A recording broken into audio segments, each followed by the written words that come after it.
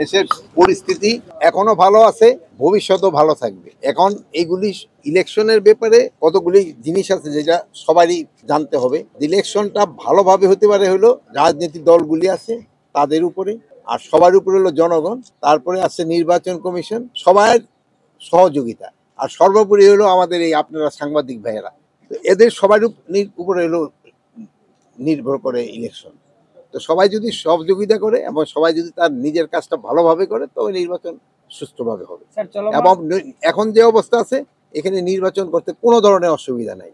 নির্বাচনকালীন সময় এরকম ছোটখাটো ঘটনা সব সময় ঘটে, যেহেতু এই ঘটনা দেখবেন যে পার্টিগুলি যে সময় আরো প্রসেশন করবে, এটা হবে। গণতন্ত্রের সৌন্দর্য তো এখানে এক একজন এক একটা বড় যার যার মত প্রকাশ করবো।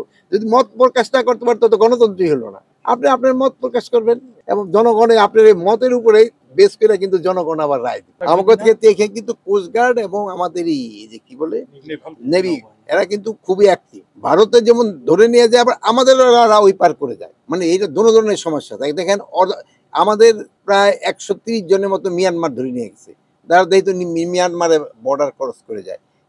এখন যেহেতু আমি একটা জেলেদেরও তো দোষ দিব না, তারা যে সময় গহীন সমুদ্রে যায় মাছ পেতে থাকে সে সময় অনেক আগাইতেই থাকে, সেরকম তারা তো বুঝতে পারে না যে আমরা বর্ডার ক্রস করে গেছি, একটা সমস্যা থাকে। তার আমরাও এইবার ধরেন যে ইসেদের এই জেলেদের প্রণোদনা একটু আমরা বাড়ানোর চেষ্টা করতেছি, যেহেতু তাদের প্রণোদনা একটু বাড়ানো দরকার। কৃষক নিয়ে কিন্তু কেউ কোনো কথা বলে না, আপনারাও বলেন না। মানে এই জাতির মেরুদণ্ড হলো কৃষক, তারাই ফলায় দেখে কিন্তু আপনি আমি খেয়ে এই যে চকচকে চেহারা করে রাখছি আমরা একজন, কিন্তু তাকেও সুখ দুঃখের কথা কিন্তু কেউ বলে না। আর হইল কি এবার কৃষকরা কিন্তু আলুতে দাম পায় নাই, এরা কিন্তু আলুতে একটা বিরাট ধরনের তারা লজ্জার সম্মুখীন হয়েছে। আবার দেখেন একটু পেঁয়াজের দাম একটু বাড়ছে, একেবারে আমদানি করার জন্য পাগল হয়ে গেছে, অনেকে একেবারে কোর্টে গেছে আমদানি করার জন্য। এই আমদানি করলে তো আবার এই কৃষকরা মাইর খাবে, যেটা আমাদের তো সামার পেঁয়াজ ওইটা তো উঠা শুরু হয়ে গেছে, পেঁয়াজের দাম কমে গেলে আবার কৃষকরা লুজার হয়ে যাবে, এদিকে খেয়াল রাখতে হবে।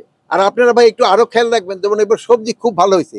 আগে বলতেন যে 70 টাকার নিচে সবজি পাওয়া যায় না, আবার গতবার বলতেছেন যে 50 টাকার নিচে সবজি পাওয়া যায় না।